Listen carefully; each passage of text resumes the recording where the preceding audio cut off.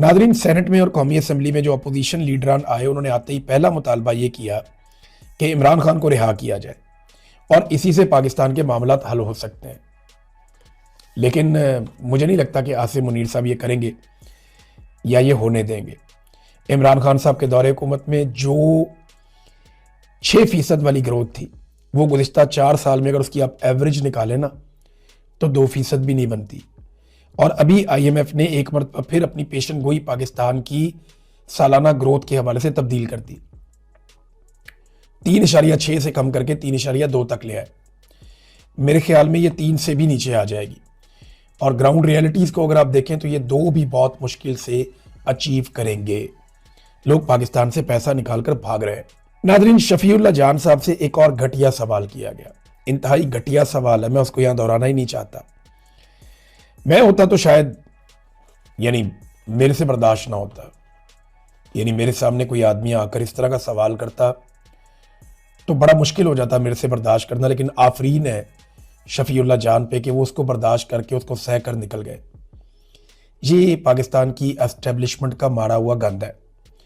जब से एस्टेब्लिशमेंट ने डिजिटल मीडिया के अपने प्लेटफॉर्म्स बनाए हैं, तब से लेकर अब तक हमें हर तरफ सोशल मीडिया पे गंद ही गंद नजर आ रहा है। हर तरफ गालम गलोच, गलाजत, कूड़ा करकट।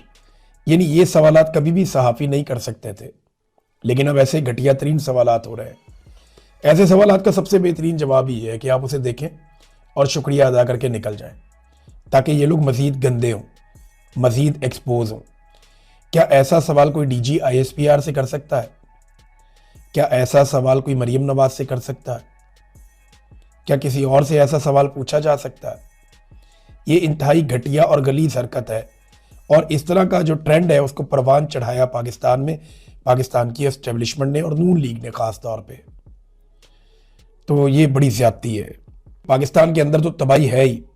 पाकिस्तान बैन अल-अक़वामी सतह पर भी घुटनों पे बैठा हुआ है, और अब पाकिस्तान के हुक्मरानों को हर वो चीज़ माननी पड़ेगी जो डोनाल्ड ट्रंप कहेंगे। डोनाल्ड ट्रंप जो कहेंगे आसिम मुनीर वही करेंगे, और आसिम मुनीर कर देंगे, शहबाज शरीफ साहब उसे ओन कर लेंगे। हमारे पाकिस्तान में जो दरबारी मौलवी हैं वो इन इक़दामात को ऐन इस्लामी सआदत करार दे देंगे, और पाकिस्तान का मीडिया उसे एक अजीम सफारती कामयाबी भी करार दे देगा। ये है पाकिस्तान का सफारती मुस्तकबिल। जो डोनाल्ड ट्रंप करेगा, जो कहेगा, ये उसे आमीन करेंगे, उसके पीछे चलेंगे। इनके पास दूसरा ऑप्शन कोई नहीं है। इन्होंने बहुत वादे कर लिए, लेकिन डोनाल्ड ट्रंप के लिए सब कुछ अच्छा नहीं है।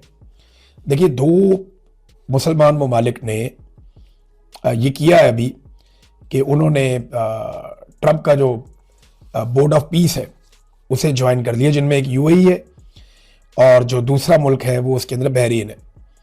याद रखिए, दोनों ममालिक जो है वो 2020-21 में ये अब्राहम अकॉर्ड पे दस्तखत कर चुके हैं। 2020 में ये पहले से इसराइल को तस्लीम कर चुके हैं, UAE भी और बहरीन भी।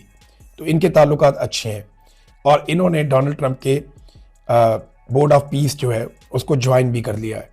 ये इब्राहिम अकॉर्ड पे पहले दस्तखत कर चुके हैं। एक और बड़ी अजीब चीज़ मैं आपको बताता हूँ। आप अंदाज़ा कीजिए कि फौजी फाउंडेशन के पार्टनर है अब UAE। फौजी फाउंडेशन पाकिस्तान की फ़ौज का एक इदारा है, बड़ा कामयाब इदारा है। इसमें पार्टनरशिप मिली है, इसके शेयर्स दिए गए हैं UAE को, और UAE भारत के साथ दिफाई मुआहदे भी कर रहा है। कैसा अजीब नहीं लगता आपको कि पाकिस्तानी फ़ौज के पार्टनर्स भारत के साथ दिफाई मुआहदा कर रहे हैं?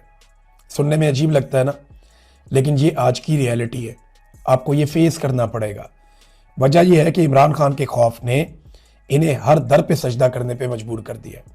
पाकिस्तान की इकॉनमी को इतना बर्बाद कर दिया कि अब आपको दुनिया की बातें माननी पड़ेंगी।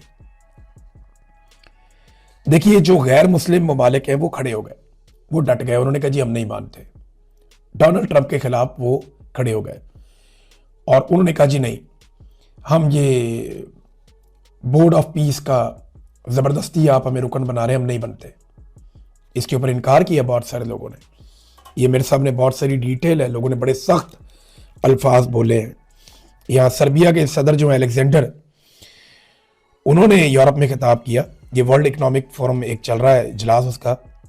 उन्होंने कहा हम एक ऐसी दुनिया का मुशाहिदा कर रहे हैं जहाँ अब कोई उसूल और कोई ज़ाब्ता बाकी नहीं रहा। बड़ी मछलियां छोटी मछलियों को खा रही हैं, और अब वो इस बात पे कोई छुपाने की कोशिश भी नहीं करते इस बात को।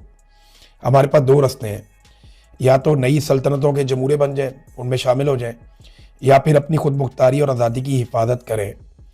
दुनिया में आज से पहले अमन इतना कभी कम नहीं था जितना आज कम है। दूसरी जंग अजीम के बाद सबसे ज़्यादा बुरा साल गुज़िश्ता साल यानी 2025 था। ये साल उससे भी बुरा होगा और अगला साल उससे भी बदतर होगा।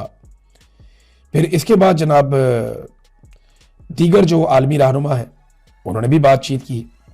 पोलैंड के वज़ीर आज़म ने ये डोनाल्ड टस्क, इनका जो ट्वीट है, उन्होंने कहा जी खुशामद या मसालियत, यानी आप या तो खुशामद कर लें और आपके पास दो ही रास्ते हैं अब इस वक्त, आपके पास कोई तीसरा रास्ता नहीं है, ना अपने दुश्मनों के सामने और ना ही अपने इत्तेहादियों के सामने।